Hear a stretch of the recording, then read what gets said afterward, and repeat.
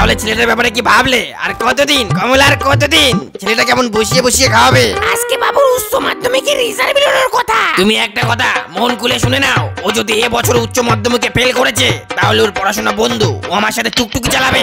আমার কি শোনাচ্ছ? আমার উপর গরম দিচ্ছ কে? তোমার ছেলে আসলি ওর সাথে ভালো করে পরামর্শ করে নিও। তোমার আর কি, শুধু রান্না করবা আর খাবা। আমার তো চিন্তায় চিন্তায় শরীরটা শুকায় গেল। কই চাটা দিয়ে যাও, এখন কি হয়নি? বাবা আমি এবার 9 এ সেকেন্ড হয়েছি। ওরে মা, তুই তো আমার লক্ষ্মী মারে। আরে তুই পাস করবে না তো কে পাস করবে? দেখো কমলা, তুমি দেখো এই মেয়ে একদিন আমার নাম উজ্জ্বল করবে। আমার একটাই স্বপ্ন, আমি আমার এই মেয়েটাকে ধুমধাম করে বিয়ে দেবো, তারপরে আমি মূল্যে শান্তি পাবো। বাবা তুমি কাঁদো না, আমি তোমার মেয়ে, তোমার নাম উজ্জ্বল করব। নাও আবার শুরু হয়ে গেল সকাল সকাল। করে কি দেখছো? আমার মেয়ে আজকে যা চাবে ওর তাই রান্না করে দিবা, বুঝলে? মা ললিতা, তুই কোনো চিন্তা করিস নে। তুই কি খাবি বল, তোর মা তাই রেডি দেবে। ওই বাবা অনেকদিন খাসির মাংস খায়নি। বলো যা খাসির মাংস খাবে? ওই 9 এ সেকেন্ড এসে কোনো লাভ নেই। শ্বশুর বাড়ি যাই সে হাড়ি কুসুনি মাছতে হবে নি। আগের থেকে গুলো প্র্যাকটিস কই নাও, ওখানে তোমার মার বাপ থাকবি না নে। যদি তোমার ছেলে কত তালি না দিদি তো। ওরে ওরে মারে মা, কাঁদিস নে তুই কাঁদিস নে। আজকে খাসির মাংস রান্না হবে।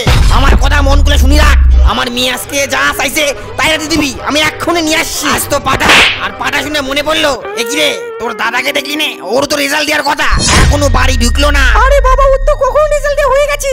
ও আর বন্ধুরা মিলে গার্লস স্কুলের সামনে মেয়ে দেখছে। অত যারা ও আজকে বাড়ি আসুক, ওর মেয়ে দেখা পোঙ্গা দেবে না, বের করবো। কি গন্ধ! খাসির মাংস কতদিন খাইনি।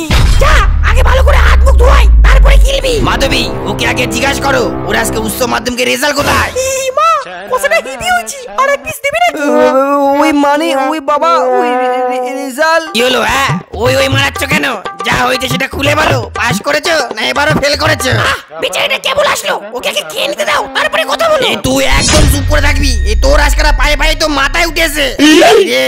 তোর কাছে জিজ্ঞাসা করছি কোথায় তোর রেজাল্ট কোথায়? ওই বাবা এই বড় 3টে সাবজেক্টে। ব্যাস অনেক হয়েছে, আর না তোর পড়াশোনা সব বন্ধ।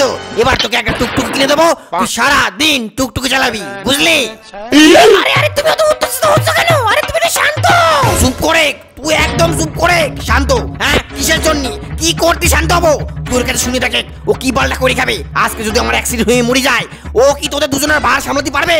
বাল পারবে, আমি কয়ে দিলাম বাল পারবে।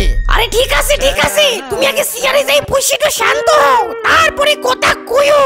আর না মাধবী, আর না, আমি আর কোনো কিছু শুনতে চাই না। ওর সব শেষ, ও কালকের থেকে টুকটুকি চালাবে। আর তুমি যদি ওর কিছু কইছো তাহলে তোমার একদিন কে আমার একদিন, আমি কয়ে দিলাম।